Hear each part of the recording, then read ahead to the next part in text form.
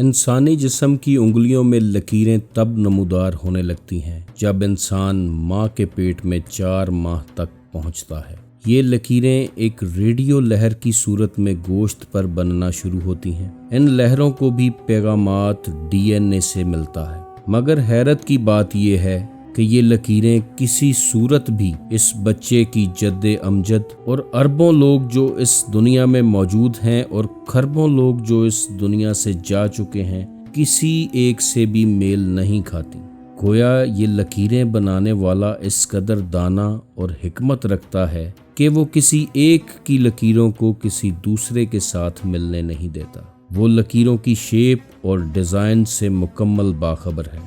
ہر مرتبہ ایک نئی شیپ اور ایک نیا ڈیزائن بناتا ہے، اور حیرانگی کی انتہا تو اس بات پر ختم ہو جاتی ہے کہ اگر جلنے، زخم لگنے یا کسی چوٹ کی وجہ سے فنگر پرنٹ مٹ بھی جائیں تو دوبارہ ہو بہو ویسی ہی لکیریں جن میں ایک سیل کی بھی رد و بدل نہیں ہوتی آپ کی انگلیوں پر ظاہر ہو جاتی ہیں۔